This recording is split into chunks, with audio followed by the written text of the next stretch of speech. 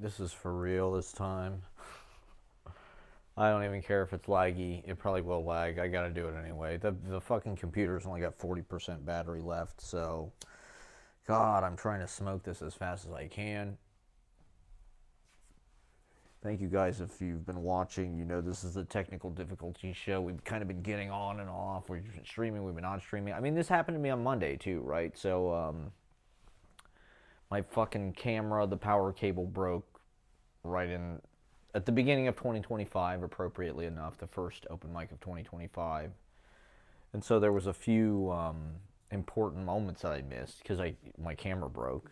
So I've been live streaming it on these iPads, Kuzi Daddy's iPad, and various iPads. And the fucking signal, you know, because everything that's fucking streaming is kind of like intermittent. It's kind of on, it's kind of off, it's lagging. You get that circle thing.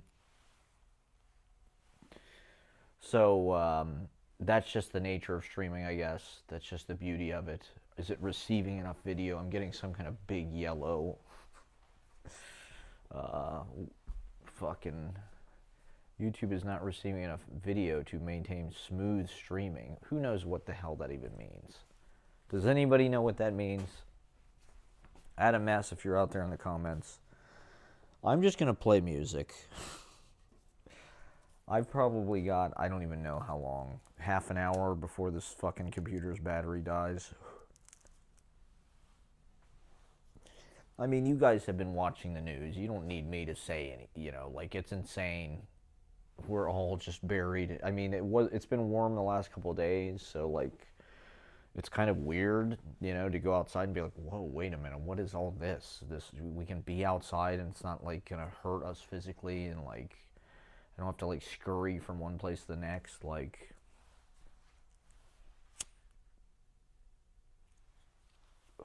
It's like a culture shock. It's gonna take some readjustment.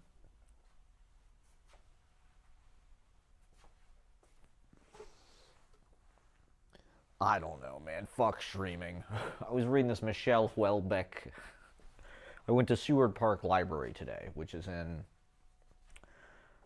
Chinatown, really. Although now it's like Dime Square. It's like literally, it's like the Dime Square Library. And just because I wanted to go to a different New York Public Library, I just wanted to shake it up. And so I pulled a bunch of books off the shelves. Neil Simon interviews. What else? Fuck. Their poetry section kind of sucks, to be honest. Audre Lorde poems. Not that sucks, but that was one of the good things they had. And then I pulled this Michelle Houellebecq book just because I wanted to see something that he's written more recently. I've never read any of his novels, but people I've known, you know, are into Michelle Houellebecq. And this person I met at the fucking open mic a few months ago, like, said Michelle Houellebecq was their favorite modern writer. So I just thought, well, let's see what the fuck this is about. Let me just look at it. I think it was a bunch of prose, nonfiction pieces. And it was interesting. I mean, he had some definite opinions about things. I think he's, like, very conservative. I think that was, like, the undercurrent that I was, like, detecting when this person mentioned that they liked Houellebecq. It's like some kind of neo-MAGA New York thing that, I don't know, you're into Houellebecq. He's, like, very anti-Islam or something, right? Or... you know, he just trashes Marxism in this book. You know, he goes out of his way every chance to talk about how stupid the leftists are.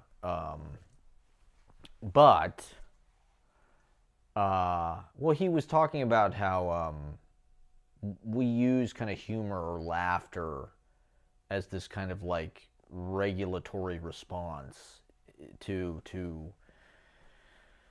what's going on in the world and societal changes and stuff. And I don't know, it just got me thinking about, like, comedy and things as a way of processing and just, like, an approach, you know, to, like, how we tackle. And I think it's one of the reasons why we got Trump. One of the reasons why we got fascism is because it's just this compounding of like this hysterical reaction of laughing at things, making fun of things. There's a kind of helplessness, I think, in humor, sort of.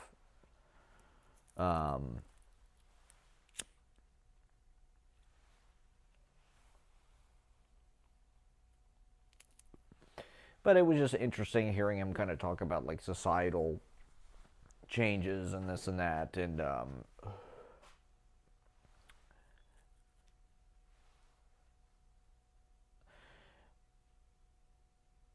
one of the things he was talking about literature, and one of the differences with literature, right, is it's slow.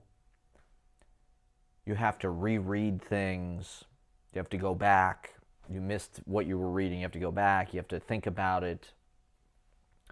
And the book is kind of like, I forget the phrase he used, but it's like vehemently disconnected. Like we live in this world of technology where like everything's connected to everything, and like even your fucking refrigerator, your car is like on the internet and connected to the Internet of Things. And books are kind of like noticeably not that way. They're like one of the last few objects that's like, that's just all that it does. It's just a book, and that's it. It doesn't connect with anything. Plug it in. Like, how many fucking things are there like that we use, really? It's single, They suddenly seem like these medieval antiques or something.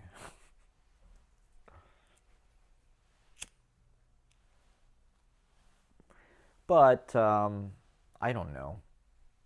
For me, I guess in a weird way, like my biological urge has been to spend more time in that space, reading, sitting in the library reading, in that slow space. Streaming is so live, there's no editing, there's no rereading.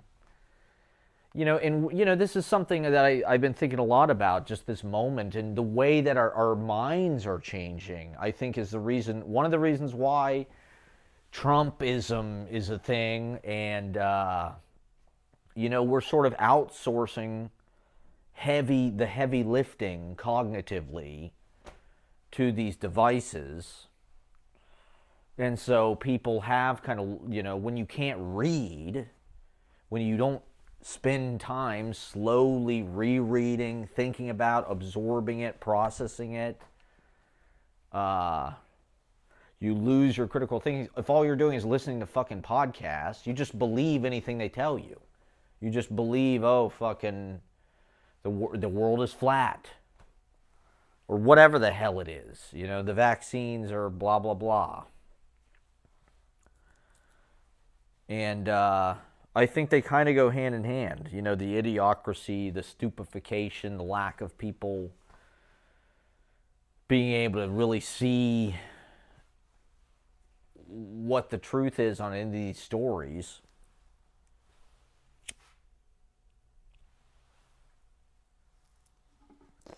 And we're living in like this assault where like the people that have suddenly taken control of our government are the ones that are like trying to design these systems that just like demand our attention every fucking second. Speaking of which, let me check my Instagram stories real fast. Sorry, I gotta check my the apps. And they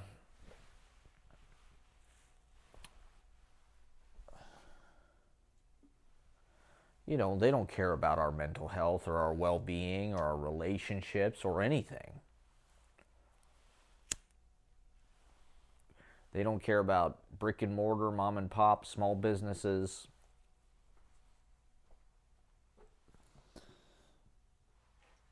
They just want everybody to try to be like, it's weird because like 15, 20 years ago when I was auditioning for TV commercials, you think like, oh, I'm an actor, I need a class for this, I need a headshot. Now it's like, I feel like everybody's in this business. Everybody's like auditioning to be like a spokesmodel.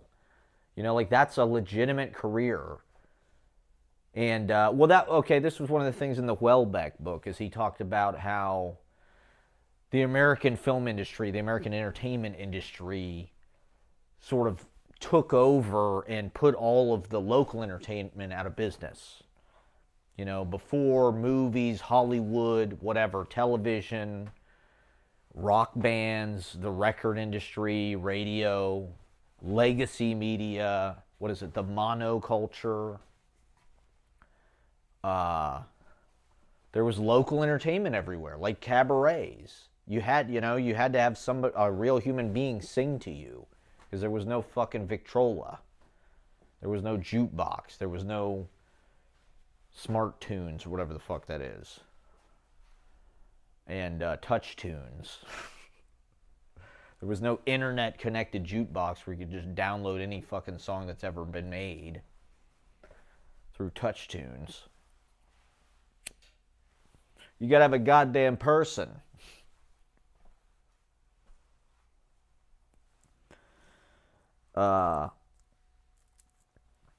And so, the legacy media, Hollywood, did kind of steal all that, and kind of replaced it with these celebrities. Now, instead of going to local theater or seeing local entertainment, you're just watching TV, you're watching the monoculture, you're watching the same shit everybody else is watching, Frank Sinatra or Jackie Gleason or whatever it is. Different Strokes or Family Matters or How I Met Your Mother, whatever the hell it is, Chandler.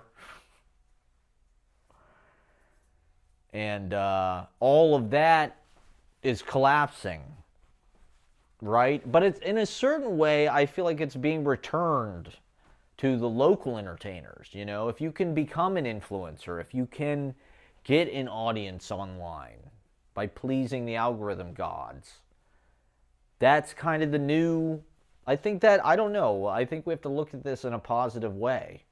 Rather, the Hollywood, I think a lot of people are psyched about it. About Blake and Ryan, the downfall of all these celebrities and shit. And we can entertain ourselves through TikTok, through Instagram Reels, through YouTube fucking live streams. That's what we're doing here. We're entertainers. We're entertainers here.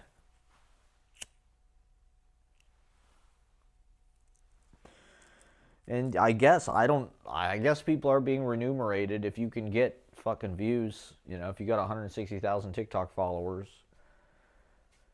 theoretically you can make some money, I guess, if you're Yesly. I mean, I've been thinking, I don't know if people know who Yesly is. Probably not. TikTok is where the action is. I think that's part of the fun, though, is you feel like, oh, it's this thing that, like, it almost feels like a secret or something. Like, I sort of know about it, but a lot of people don't use it. Like ketamine or vaping.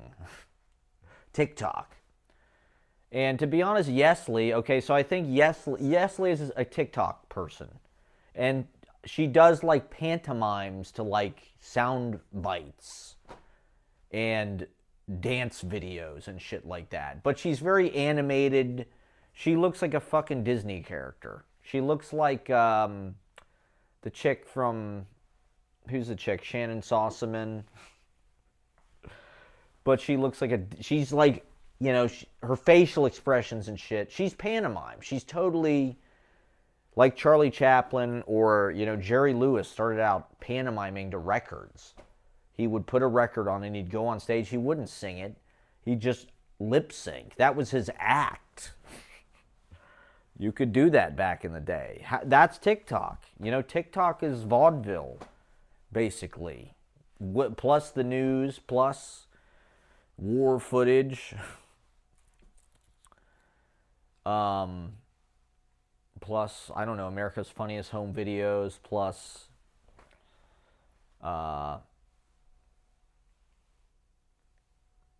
every fucking cable archival thing you can think of. SNL, I love the fucking VH1 specials.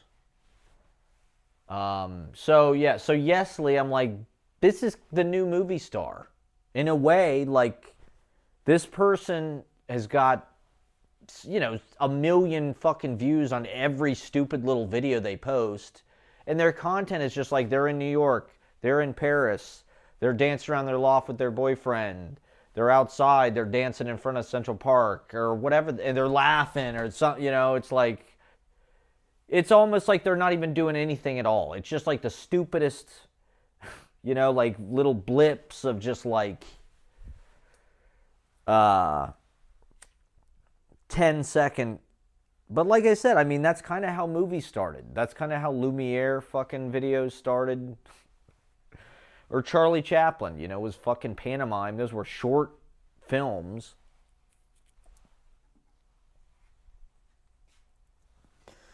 Like, I think this is like the new celebrity culture, is like these the influencers are how you're gonna like build that, and how you're gonna like, and so why not start to think about it like, how can I build like a body of work? I'm about the farthest person from being an influencer there is, so I don't even know what the fuck I'm talking about. But if you look at somebody like, you know, like a lot of the clowns have like really amazing like Instagram videos that like they could put those into a collection that they could be really proud of. You know, they're these short videos, 15 seconds or 20 seconds. They're hyper surreal. They're hyper silly. They got that kind of Tim and Eric video editing style that became the sort of like de facto grammar for how you make comedy videos for social media. Just like cheesy iMovie effects, zoom in, Ken Burns effect out of everything. Ken Burns the fuck out of it. Zoom in on shit. Throw sound effects on top of it.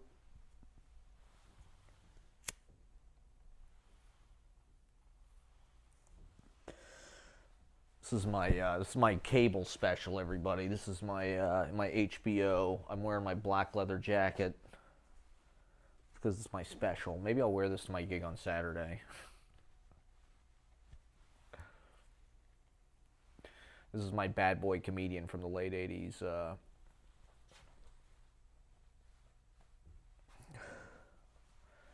HBO half hour jacket.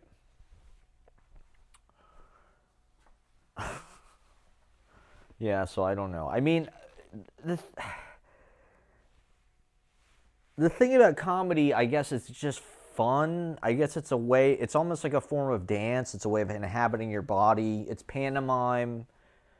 It's clown is the word everybody's using. But it's just, I don't know. It's just like, that's how you move through the world. You know, New York is like this fucking kind of like clumsy dance down the sidewalks and, you know, through the choreographed kind of like traffic and crowds, and there's, you know, signals, walk, don't walk.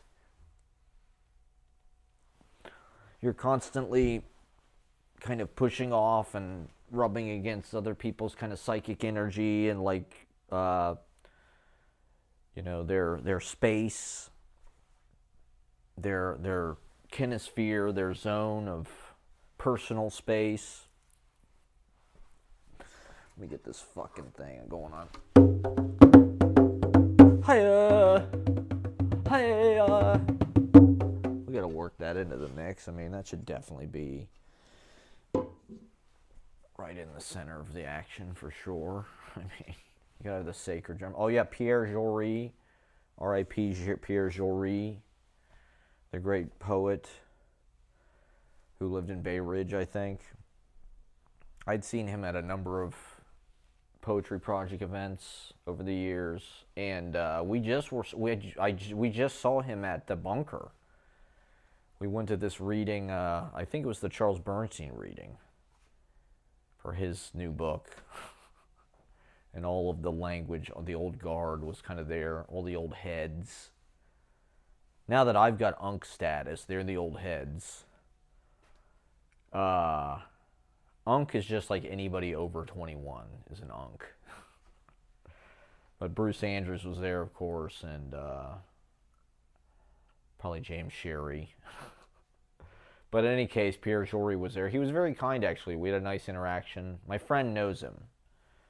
Bathtub Nebula knows Pierre Jory. And I like Pierre Jory's poetry. I've got a few of his books. Poesis. I've got Nomad Poetics, I think. I think his Nomad Poetics, I think he was a futurist.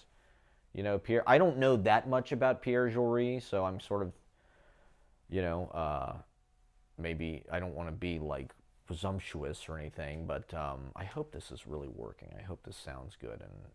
But I think he was very forward thinking. He had this idea of nomad poetics and just like traveling and kind of writing from different cultures. I think he's born in France or Belgium, but he lived in the United States. He lived upstate. He studied with Robert Kelly. He was a big Robert Kelly guy. And of course, the amazing work he did with his partner Nicole is totally inspirational and wild and liberatory. And couples goals, definitely. I want to be on a beach, like, you know, doing weird, like, body painting and, you know, playing, like, flutes and reading our experimental poetry as, like, some kind of ritual against, you know, whatever, fascism. And, so Nomad Poetics, you know, it's like he was actually, I think he was pretty involved in like the Arab world. He had spent time in like North Africa. I'm not sure if he spoke those languages and stuff, but you know, there was some effort, I think, on his part to sort of like gather these disparate kind of like world cultures, much like Jerome Rothenberg. I think he was at the Jerome Rothenberg celebration recently. And, you know, I'd always see him in the kitchen at Poetry Project. That kitchen is like the green room, sort of. It's sort of like the backstage. But he also translated Mexico City Blues. My Pierre Jory story. So I'm too chicken to ever talk to these people. But I think there was a 2-night symposium or something about Jerome Rothenberg, like 2018 or 2019, and I was filming both nights. And because Jerome Rothenberg did all these anthologies, Technicians of the Sacred, and I think he may have even edited one with Pierre Jory, where it's like world poetry from ancient civilizations, you know, all these different languages, tribal poetry, indigenous poetry. So he was really, you know, he was like an Alan Lomax, or he was almost like a catalog or an anthropologist or an archivist of these kind of like, you know, native poems and songs and kind of magic and language and whatnot. And the first night, I think I sat in like the front row because I used to just take the best seat. That I thought was like my perk. That was my right as videographer. It's like, well, I should have the best seat because I'm filming it. So I need the best, you know, sightline for posterity, so that everybody gets the best sightline if I have the best sightline, you know, because I film it. And so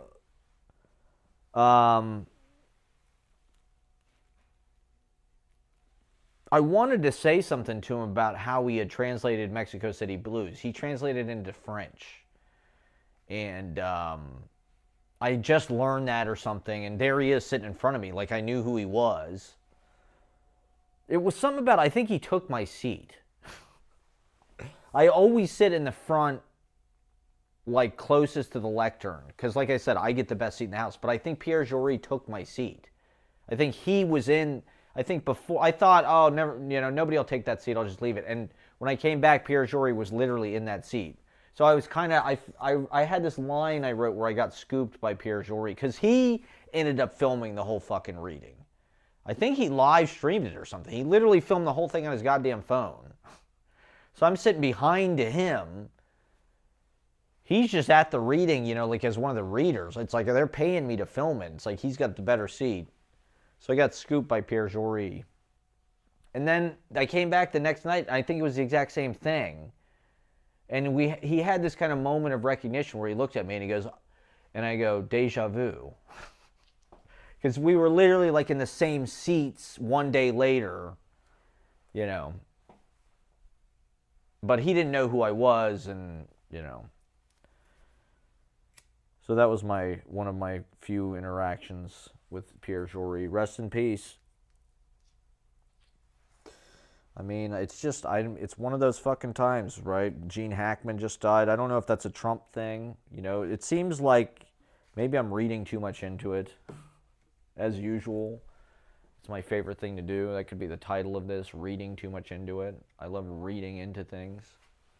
Why not? What the hell would the point be otherwise? Everything means everything. That's what poetry's about. Everything is like, you can extrapolate on it and like find endless meaning and like purpose to it, and lessons and wisdom and poetic wit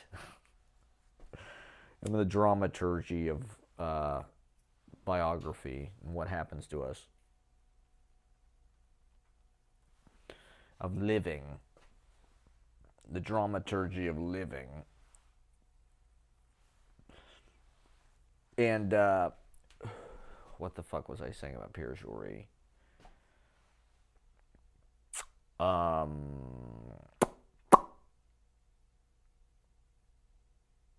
God. Well, I was talking about reading too much into it. What was I reading too much into? This is the best part of the show, when I smoke too much weed and I lose my train of thought. Everybody has to wait for a second while I like try to pull it together. Reading too much into it. Was I reading too much? Is anybody watching this? I've got this hot light on me that's like way bad. This is bad. This is all bad. What was I reading too much into? Fuck. Now we'll never know. We'll never know. I lost it. No, this will come back to me.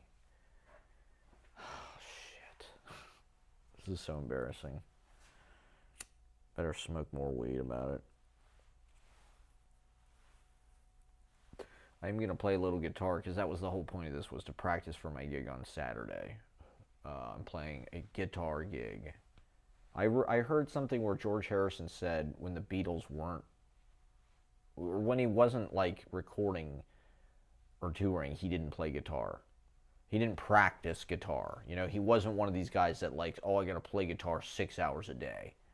You know, to like get good at it. I got to play 8 hours a day. Like he said, he never played except like, you know, when he had gigs or when he wanted to play or whatever. He wasn't like somebody that's like, oh, I got to practice like I'm Steve Vai or whatever. I got to run scales.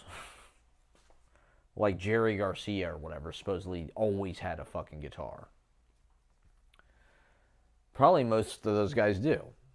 But I like the George Harrison approach. I figured I'd take that approach. It's just, well, I'll just play at the gig. But then I was watching this fucking Rick Rubin interview with McCartney. It's been popping up on my TikTok. This 3-2-1 series or whatever. It's pretty good, I gotta say. I mean, it's got that laid-back Rick Rubin. He just kind of gets paid to just sit on his ass and just ask questions. And enjoy things. But McCartney's like, they would practice for a day. That's the one question. I would love to meet Paul McCartney because somebody has got to talk about the Hamburg stuff in greater detail. Because to me, that's like the most mystical, kind of like lost to history, kind of, I don't know, unexplainable like Beatles. Like, how did they learn all of those fucking songs? And how do they remember the chords? All three of them remembered all of the chords to all of those songs. Like, all those songs, like, Keep Your Hands Off My Baby, or, you know, what's that Anne Margaret song, or whatever it is? Well, the one-sided love, you know, whatever the fuck it is.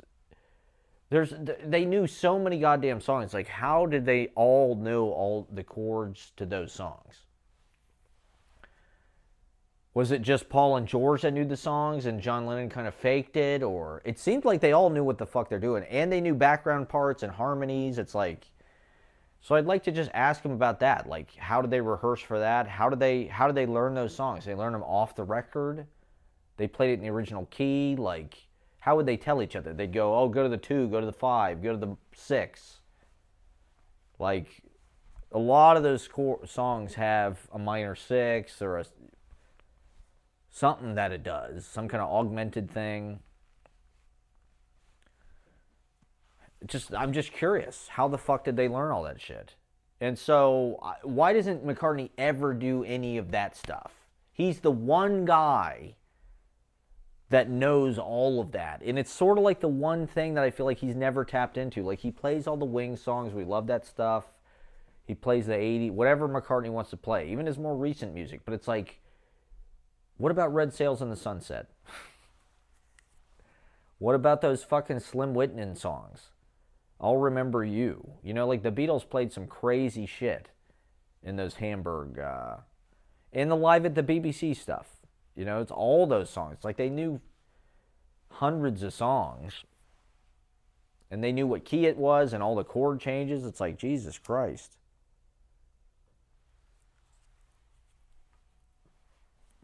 All 3 of them knew it? It's kind of crazy to me.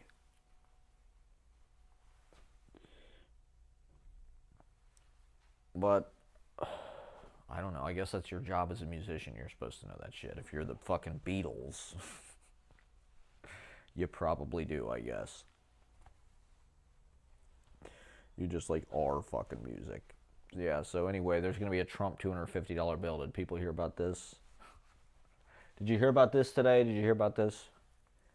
There's going to be a Trump $250 bill, everybody. This is what they want to say. Well, our money's not going to be worth anything. I think that's the point. Is they really just want to just like flood the fucking market with so much cash that it just becomes like worthless. Like, yeah, print a $250 fucking bill with Trump on it. It'll be worth it'll be worth 100, what 100 used to be worth. You know, a $250 bill is going to be like 100 10 years ago. Don't have Trump's fucking ugly ass on it to remind you. It's just more trolling fucking legislation from these immature. They're immature, man. Well, I heard this thing about, I don't know if this is true or not, but it kind of rings true, about masculinity. Like, the more masculine you are, the more of a Republican you are. That's what they'd like us to believe. I don't know, the qualities that represent... Like, all of these, you know, Bezos, Musk, Bezos, right? The Washington Post, no more op-eds. He only wants opinions that support or discuss the free market and personal liberties. That's like my favorite quote that I've read this year, I think. Jeff Bezos. He only wants opinions that support or discuss the free market and personal liberties.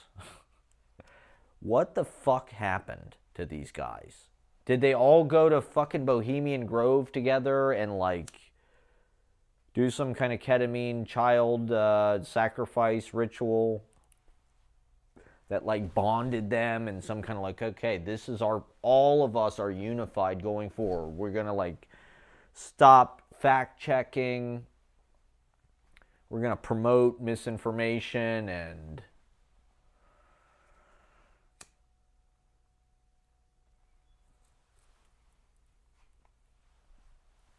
we're going to get rid of all our DEI initiatives. We're going to roll back all that stuff.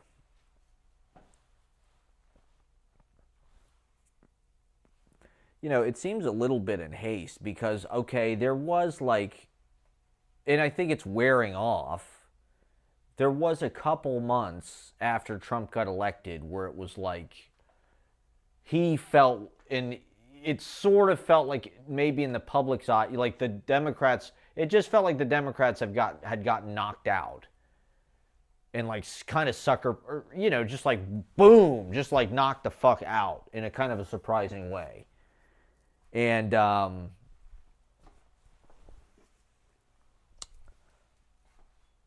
where's my fucking water? Let me get my water.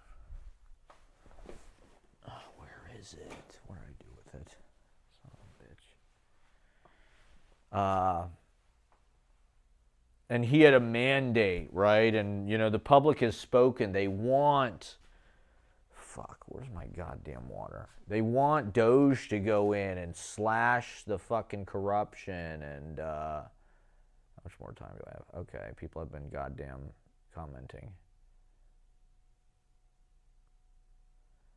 Wow, Eileen Miles going to read it. Ashley's book launch. Good for Ashley. Okay. Well, I've got 7 viewers and 4 likes. Shit. Okay, I don't even know what's happening. Where's my fucking water? It's because I've got this high quality camera. Everybody's stoked about the... Yeah, and so they're just taking that idea and fucking running with it, where it's like, oh yeah, the public has spoken. They want us to go in and just like totally carte blanche reform the government. At least that's what they're doing. You know, they're not necessarily completely explaining that to people. It's more just about, oh, we're getting rid of the waste and the fraud. We found all this, you know, Medicaid and Social Security, obviously. I heard the Speaker of the House, whatever that fucking guy's name is, that douchebag, Mike Johnson or something, he was talking about, obviously, it goes without saying, we don't even need to explain that Medicaid is full of waste and fraud. It's like, wait a minute. Like, that's the narrative that every dumbass American believes about our government. It's just like, oh, everything is just like some kind of bureaucratic pork belly spending. You know, corrupt Washington politicians like fucking crooked Hillary and Bill are, you know, killing people. Vince Foster. Where's my fucking water? Did I leave it upstairs? Son of a bitch. Oh, maybe I'll sit down. Oh, I cannot believe this. I need my water. How am I going to keep these people entertained? It's because I'm wearing this black leather jacket. That's why people are so fucking psyched about this broadcast. This is not like lagging for people or anything. Ashley, will you stop love bombing? For the Christ's sake, will you stop love bombing? Did they invent this term for you, or has this always existed?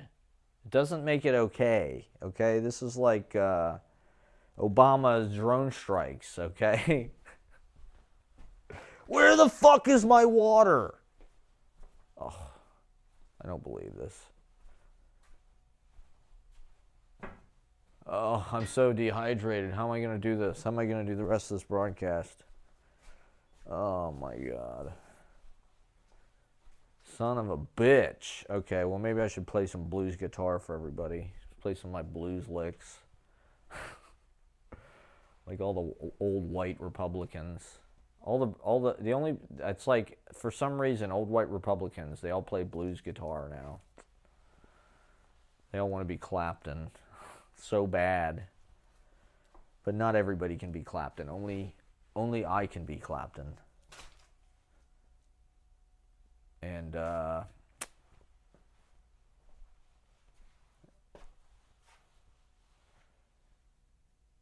Joe Bonamassa and Derek Trucks. Okay.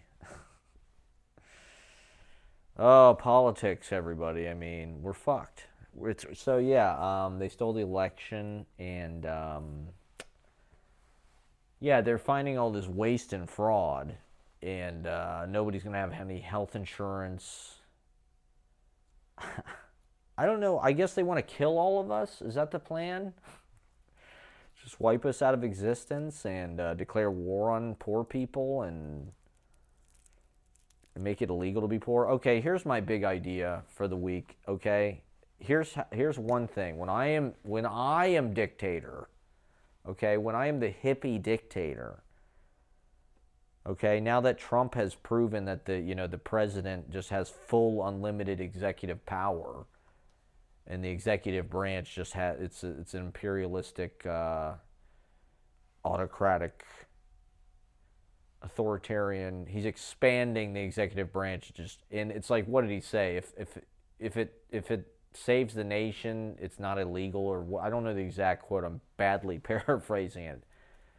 I think it's Napoleon or something, right? He's like, long live the king, right? Was the other thing he said. Long live the king. I suppose there are a certain amount of people who are dumb enough in this country that's what they think they elected, including Trump. He thinks it works that way. He thinks, oh, you elected him president, we won, we get to do whatever we want. We're in control. He's a king now because he's in control, so he can do whatever he wants. He's the president. The president can do anything he wants. The president does. And in this weird kind of like where it's just like, oh my God, it came on so quickly and so strong, and it's such an abrupt about-face change from where we were that like we're just kind of dazed and like, whoa, what the fuck? This is just like such a fucking onslaught and like flurry of like, it's just a total gambit. It's a blitz. They rushed the quarterback big time. And they just blitzed with everybody. And I feel like Rupert Pupkin down here. Mom!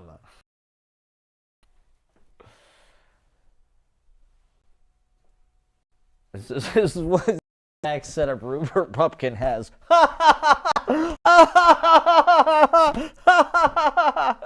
Yes, you're exactly right, Slash. I did see the Guns N' Roses reunion tour.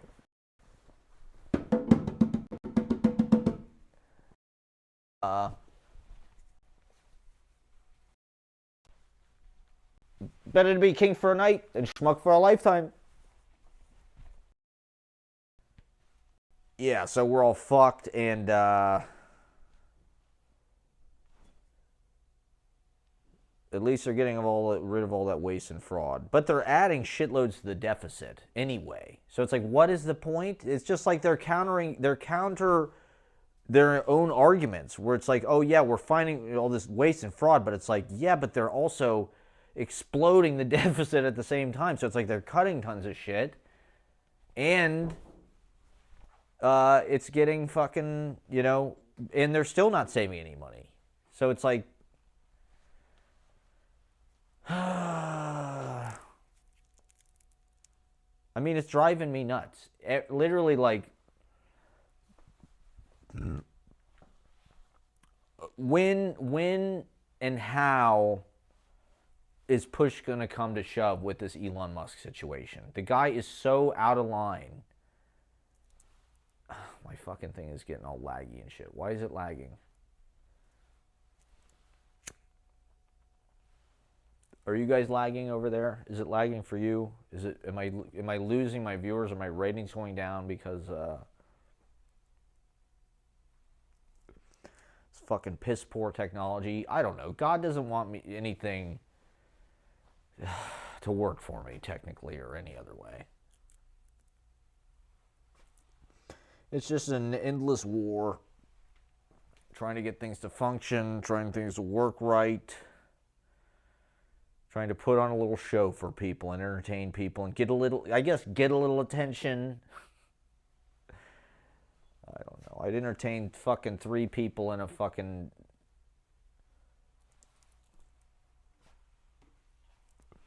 I don't care. If there's an audience, I'll entertain them.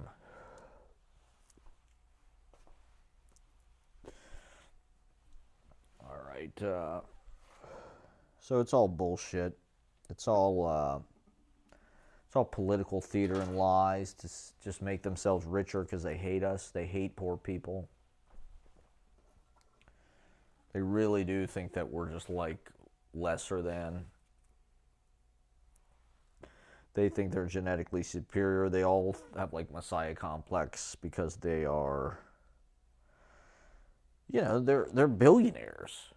And think about how having any kind of little success at all can go to your head, and how people just kind of like sort of like treat you differentially, or sort of like will start to be sycophantic around you. And then think about being a .com billionaire. And how out of touch with reality those fucking people must be. Okay. Oh, I got no strap, but that's okay, because maybe I'll sit down.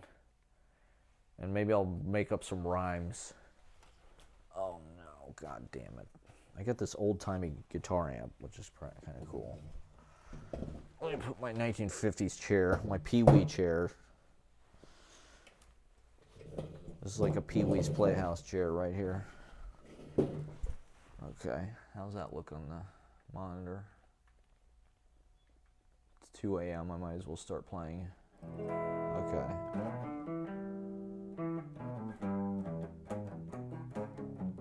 I know everybody who tunes into my live stream wants to hear my white guy guitar music.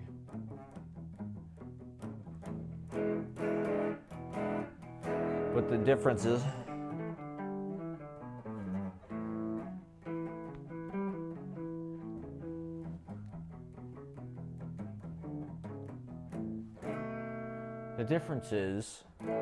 it's boogie woogie, everybody.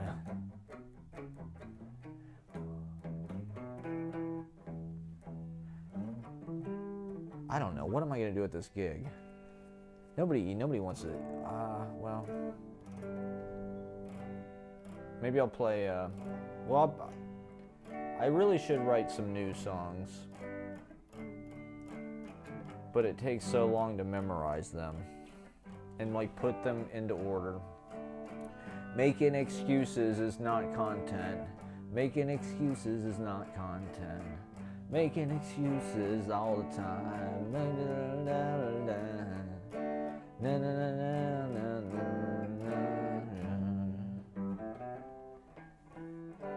Oh God, okay.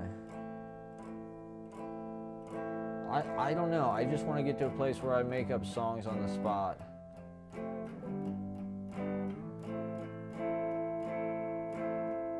And figure it out as we go along. Well, there was this thing where Al Franken was saying, you know, half the point of doing Saturday Night Live is the immediacy of it. And you talk to the events that are happening. You know, that's the purpose of Saturday Night Live. It's like a newspaper.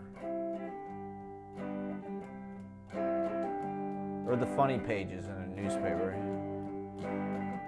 I picked up this book today by Tony Hindra, who was in Spinal Tap. He was their manager. Ian with the cricket bat.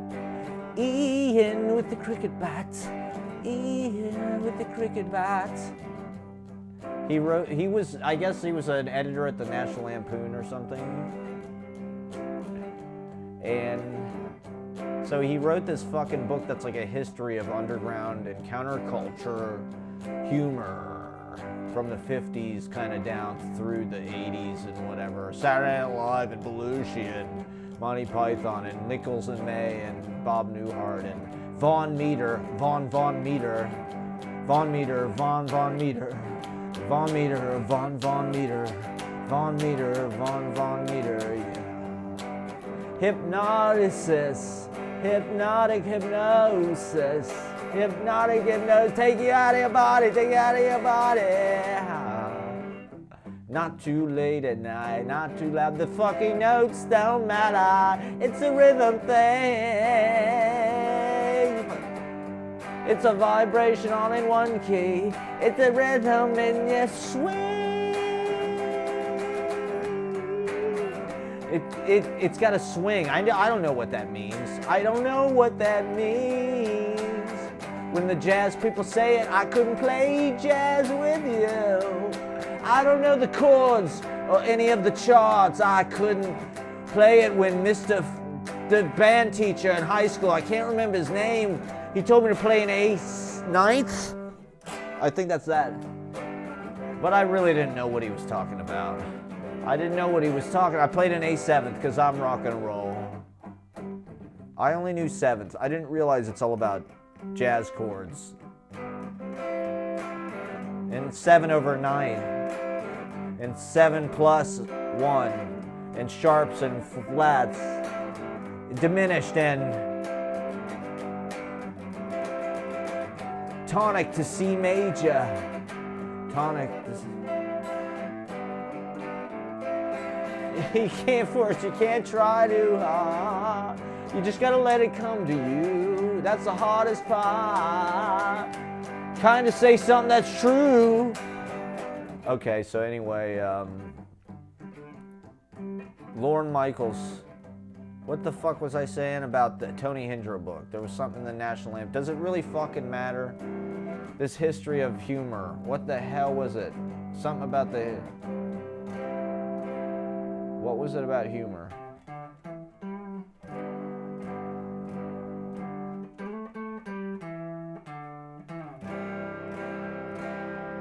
Something about the history of humor. Well, now nobody knows who these people are, kind of. Well, I mean, people do know who they are, but does anybody... I mean, do people even know who Mike Nichols is? How crazy is that?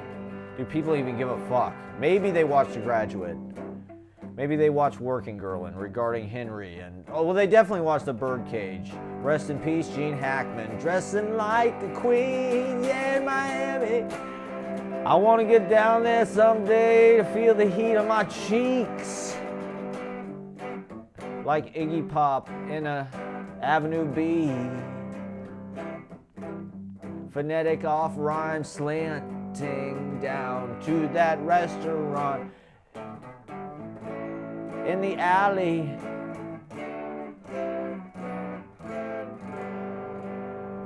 Where the cat litter stands by the toolbox. The whole fucking thing is a song, and it goes on all night fucking long. And it's endless. And it's like Mumford and fucking Houston Hall singing their fucking stupid Coldplay maxed out, fake, puckish, roguish, Disney, Prince, fucking stupid brainwashing, millennial women, chicken feed, catnip for millennial, Disney princess, indoctrinated VHS, educated lesbian women. We're gonna play till the fucking batteries fucking explode. We're gonna play. I'm gonna play one song. It's 20 minutes. It contains every fucking song ever made. It's a 145-251. It's a 145-251. It's an inner monologue made external through mental bulimia. And Ashley is calling me. I put it on silent in my hand.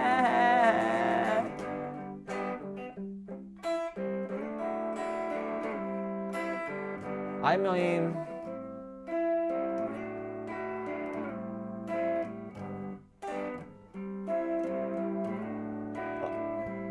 I'm interested in circular structures, I guess.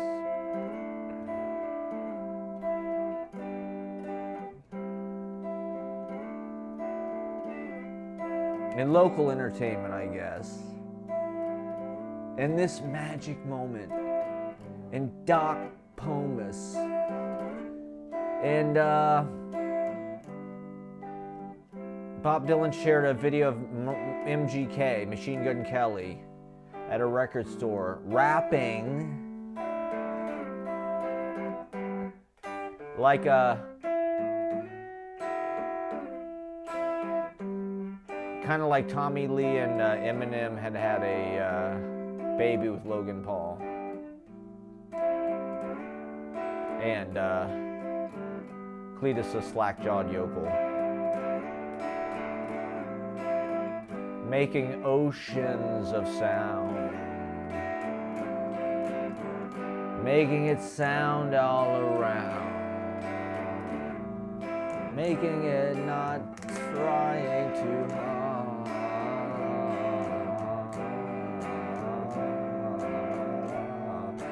Bringing the music back. The summer is coming on. The sunshine is getting strong. The daylight is getting long. The art gallery vibrated off the walls with its energy. We were drinking wine at the opening on Maiden Lane. We were at the beer garden in the middle of the financial district. We were eating millennial cheeseburgers and they brought the fries in a tin can. We tore the farmhouse, repurposed wood off the walls. And we remade it in our own image like Niagara Falls. Of my teardrops in my heart, 16 minutes till we start. See if I change chords like Guided by Voices. How the fuck does that guy do it? He makes all these ambiguous choices. He is an abstract collusion with butterflies in the dark. He lives in Dayton, Ohio in a low-rent trailer park.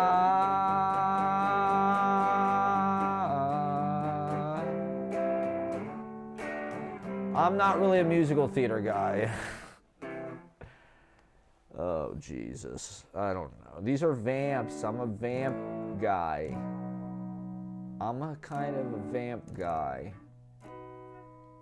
The music is a environment for the philosophical musings and the pontificational ramblings and the confusions and the Gary Shandling and the anger to come out. We want to do something quiet and sound and soft and likable and new. A sound no one ever heard before. It grew. You don't ask questions and you don't take long. You just say the first thing that comes into your mind. And you do it live. You freestyle. Making up songs about what they say in the comments. Put anything in the comments and we'll add it to the lyrics like an improv troupe. Can I get a one-word suggestion from the audience? Can I get a subject of anything at all? You, sir, you got an interesting suggestion. You know, Donald Glover started in these very halls. I was on a video shoot with this guy who started Hammer Cats. Porter Brooks, he bossed us around and he told us to sign the NDA or get out.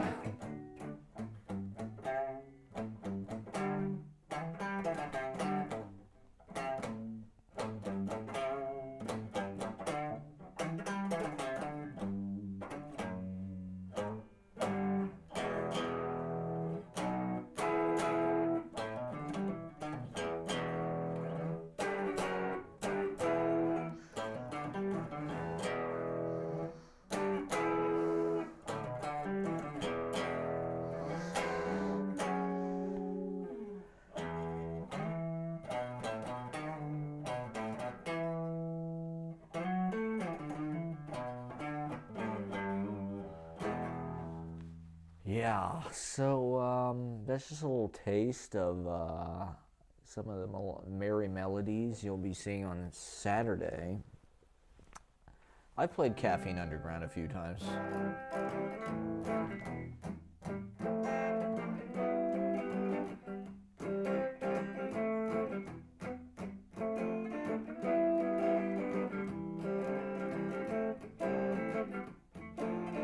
We watched a remake of The Heartbreak Kid with Ben Stiller. The Farrelly brothers trying to recapture a little of that something about Mary magic. And they couldn't really do it. Things had changed. The world had changed. It was a post 9/11 reality. We had real problems. It wasn't as simple as fellatio in the White House. No, there was violent war and death in people's homes. Post-traumatic stress disorder left its mark on all those young men. Oh, we're just following orders, yeah.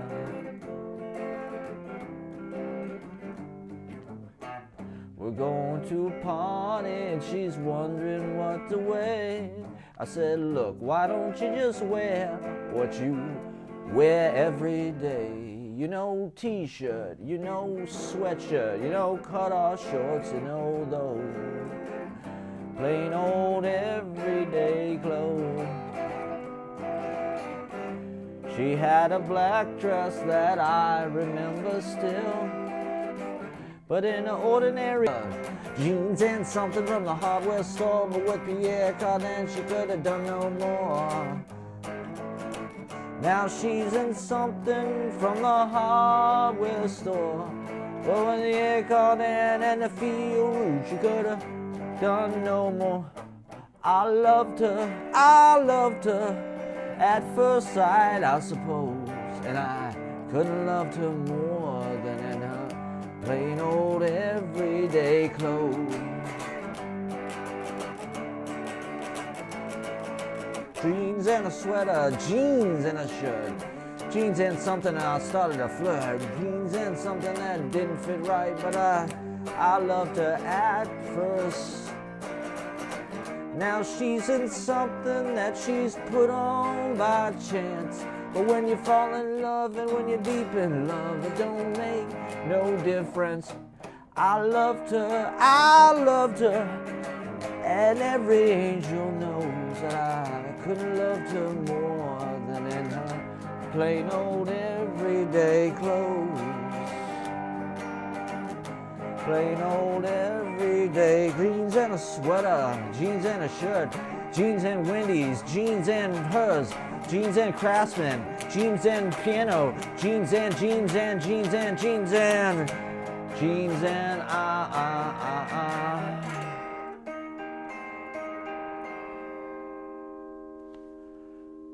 I don't know. I mean, it's just music, everybody. It's just for you to have fun listening to the soft vibrations of a more innocent time.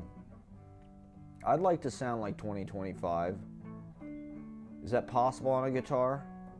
I feel like I need a bunch of Jack White guitar pedals and effects.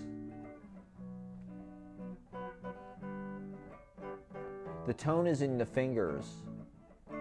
Your tone is in your fingers.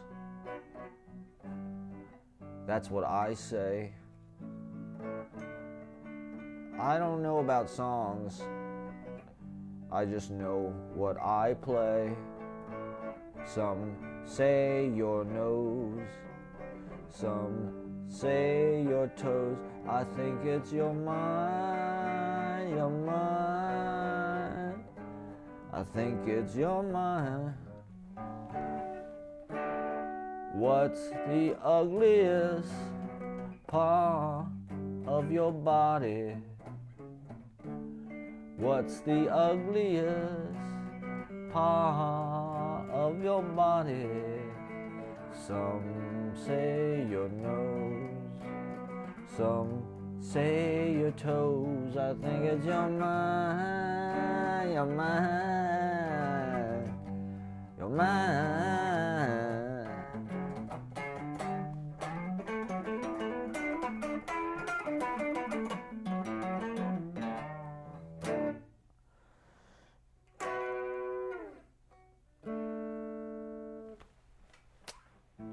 I don't know. I mean,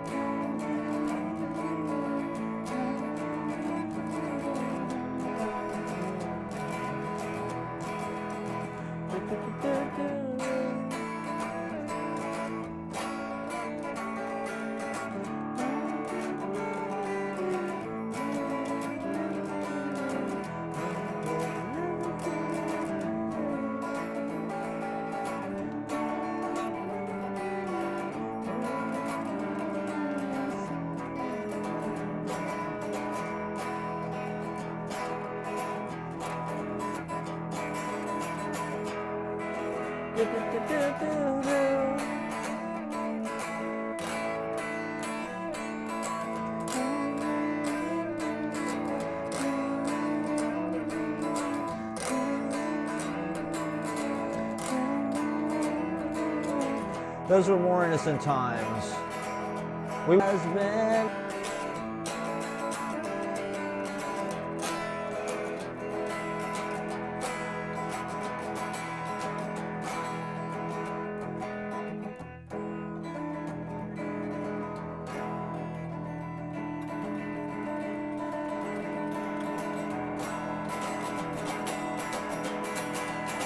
Do-do-do-do.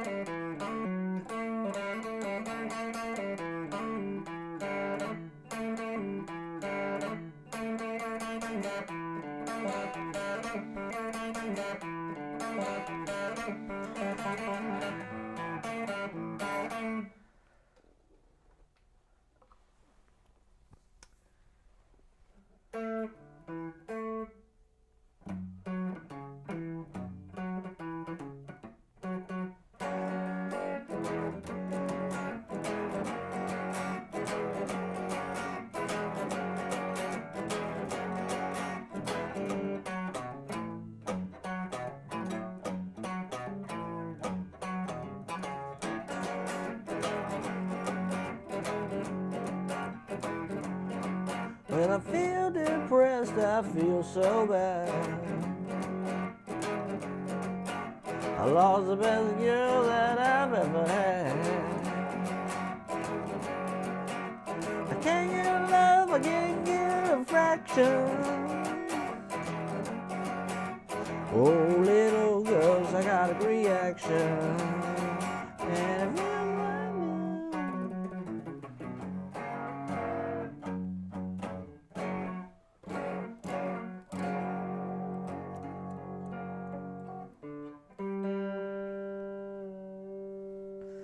I kind of just want to play pieces of songs. Like, I thought about just trying to play every song that I have ever written.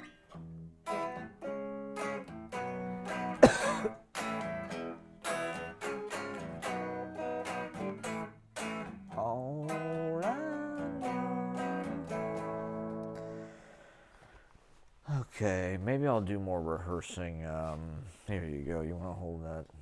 Thank you. That's my assistant here. Maybe I'll do a little more rehearsing. My stream is over. Okay. Let me. That was just a little preview for everybody. Let me. Oh, I'm on a low battery here. I've got 5%. Oh my God! In this jacket, I look like Timothy Chalamet's Bob Dylan character. Well, shit, everybody. That might be the end.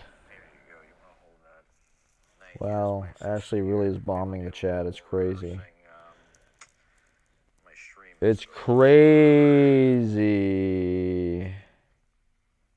how Ashley is bombing the chat. Okay, who have we got? We got Adam S.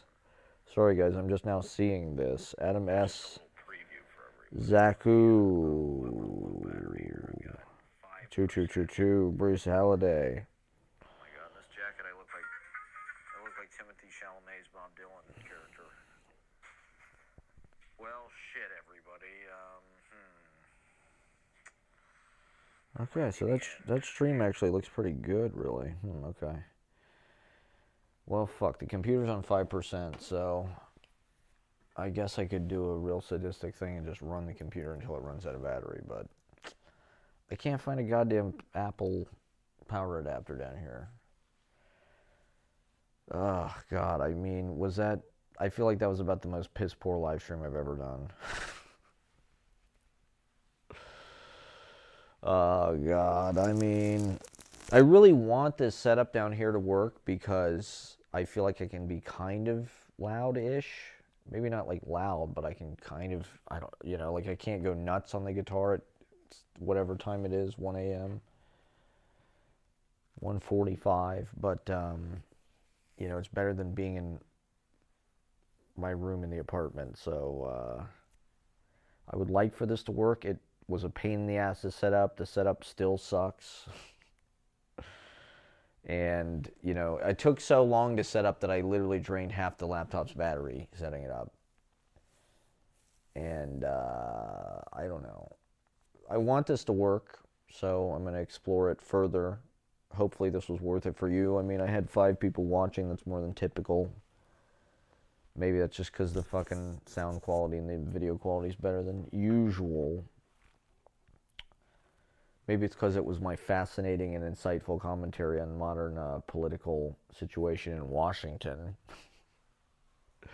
which is going absolutely berserk. I'd love to hear Bruce Halladay weigh in. How does he feel about the Doge? My least favorite thing is when people say, they're doing what they said they were going to do. This is why you elected them. That's like the worst excuse for like bullying and just like behavior in general. Is like, well, just because they said it doesn't mean it's okay or it's right. They shouldn't have been allowed to say it. They shouldn't be allowed to do this. We need that deep state bureaucracy. I mean, it's a lot of people's fucking jobs. It's like what they're trying to tank the economy. That's the only explanation I can think of. Like, let's just fire all of these fucking people. Let's give everybody a check for $5,000. Let's give them 8 months severance. It's like, what is this? This is like the fire sale of the fucking U.S. government. This is like the everything must go sale. We're slashing fucking prices.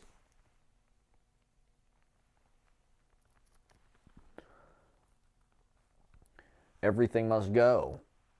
The CIA, the FBI, USAID. But we got Doge. Let's give this guy some fucking... I'm just so sick of seeing that ugly motherfucker. And now he actually has... You know, it was bad enough when, like, he just had personal responsibility over our Twitter. Now it's like he actually has a lot of influence on our lives. That's really fucking scary. And it happened like that. You know, I just feel like people were like lulled into some kind of like false sense of security during Biden era. Like, people sleptwalk into this. They thought it was just this innocuous thing. They were kind of fickle about Biden, Harris. And I don't know, I think people are still being naive about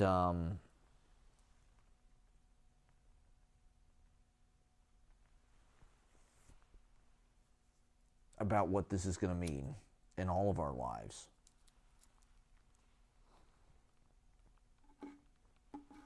Like, I don't think it's going to be a whole lot of fun to be in a country that's basically being like crash rebooted. It feels like the IT crowd is like running like the world. You know, like IT people always were kind of like wonky and kind of like, you know, they're like Dwight Schrute or something. They're like kind of weird. They can be militant. They've always been kind of weirdly right wing. McAfee. Is this still going? Fuck. Or did it stop? About what this is going to mean in all of our lives.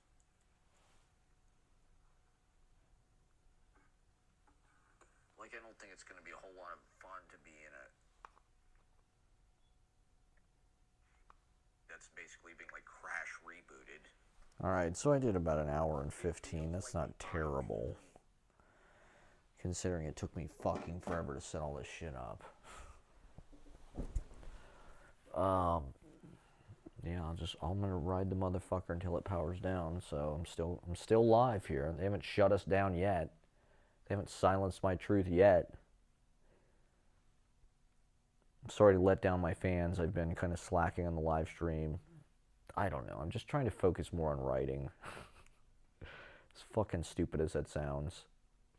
You do kind of, it's like a John Henry moment as a society, where it's just like, you can see that people's cognitive power is no longer going to be like necessary. And so what are we all, we're all going to become smooth brained. And it's already happening. Like I saw, what was it? They had that Magnus guy, world chess champion, on Rogan. I didn't see it, but I saw a clip of it, and he said, you know, he can't beat the best computers. Like, he's the best human player. He cannot beat the best computers. Like,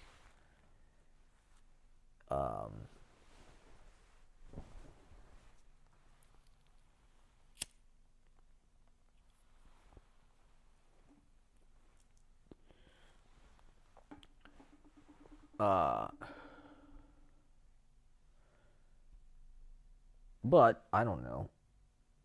That doesn't mean I can't be a computer. I kind of like old Macintoshes and shit. Like, why not? My poetry is like a big hard drive full of the information of my psychic, metaphysical, mystical,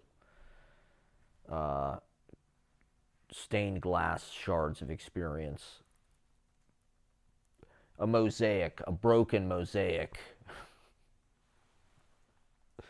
reconstituted out of the fragments, lost in time. Telling the story in schizophrenic, non-linear shuffle mode. We're loved up here, goddammit. We're professional. This is, you know, look at us. We're on the set of a Time Life Sounds of the 70s record infomercial. Monsters of Rock. Something has survived. Kind of asphyxiating. Emotionally asphyxiating. And so, how are you supposed to make money if some major decisions are going to have to be made? I guess people chose, like, just let it all fucking fall apart as fast as possible. If you're an accelerationist, I guess this is like a great time for you. This is like an accelerationist's, like, dream come true, because they're going fast with the clumsy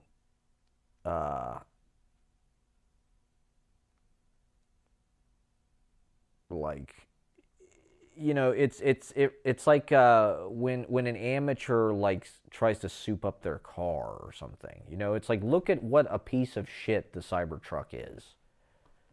Like, the things fall apart. The battery doesn't work. It takes forever to charge. It doesn't do anything it says it does. It's totally impractical. It's just a stupidly designed car in every fucking way. It's expensive. It's not rugged. It's a piece of shit. It's like a fragile car. That's like when, you know, it's like when you see, like, somebody in your neighborhood who's, like, I don't know, probably on the, because they're broke as hell and they don't know how to build anything. It's like, that's who's like rigging our government right now. That's who has all of our social security numbers. Okay, I think it finally did die. Shit. Okay.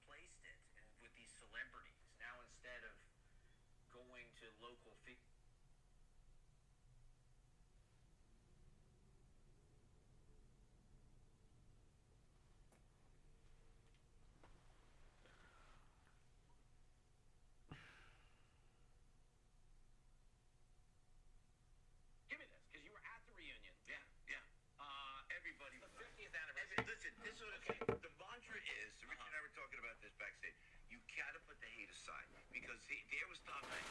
Tom Hanks with the MAGA hat. Yeah, everybody got upset. Tom Hanks was great. I saw him at the concert. They did a concert on Friday, you know?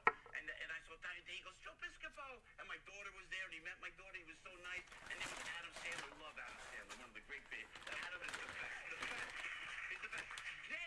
Then this. I couldn't believe it. All of a sudden, I'm leaving. And I'm going, and Jack Nicholson was there. It was great. Jack's a Jersey guy. Can I take a picture, Jack? I don't think so, Joe. It was like, okay, all right, Jack, you're the man. I said, to Jack Nicholson, you're from Jersey. You're from Neptune City, baby. You know what, Jack? You don't know, but you're Italian. He goes, all right, Joe. Great stuff. Walking out, and I elbow somebody as we're walking out of Studio 8H after this monumental night, last Sunday night, and I look, it's Bobby De Niro. Oh, wow. It's Robert De Niro. He knows that I'm a Trump guy, you know? Yeah. And he looks at me and goes, hey, Joe, how you doing? How you doing? You doing all right? You doing all right? You doing all right? You doing all right? You doing all right? You're right. You're right. You're right. I'm okay, Bob. I'm okay. You're right. You're right. I'm okay, Bob. I'm okay. You're right. You're right. You're right. It's Bobby De Niro. I thought he was going to go, how could you vote for that guy? He never said anything. It was a love fest. I'm telling you. Give me this, because you were at. Speaking of full fucking circle, I got news for everybody in insufficient land. Two things. One, the Sphere is fucked up. Fish is having a hard time booking it. It's not Unforgiven to me. It's a perfect. Center-left governments are falling to populist and nationalist movements around the world. We would talk. Center-left governments are falling to populist and nationalist movements around the world. We've been talking about it a lot. But there's one notable exception, and that is the country of Denmark. It's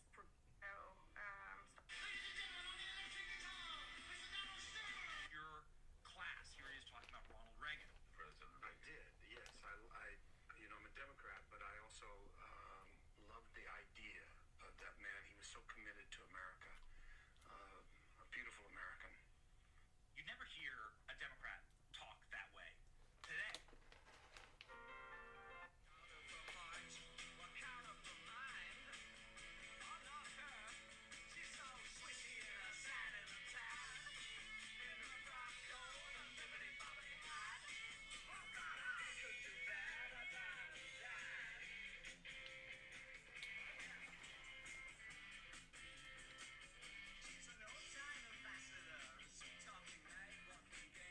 See, as they have been deceased for quite a while. That's a determination that's better suited for OMI and the experts, but it sounds like they had been deceased for a while, and I don't want to take a guess in reference to how long that was either. It's so nice outside. Winter in New York is extremely long, but the second it's nice out, I remember why I put myself that bad, which you did at your studio, Michael J. Don't buy mobile homes. That's not a class warfare. It's a simple math thing. They go down in value. When you put your money in those that go down in value, it makes you poorer.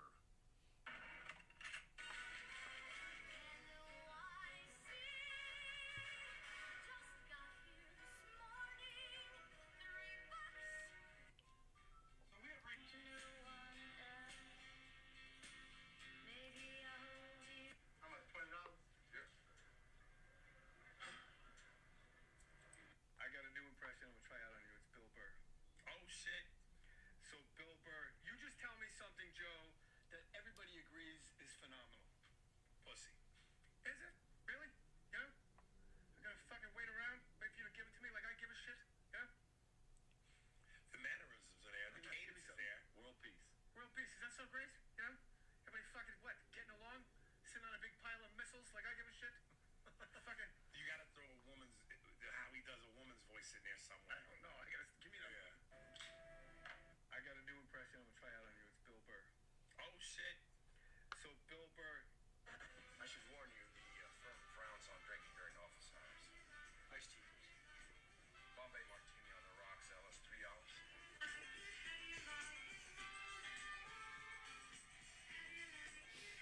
I should warn you, the firm. And as this investigation plays out, tonight we look back at Gene Hackman's remarkable career as the tributes now pour in from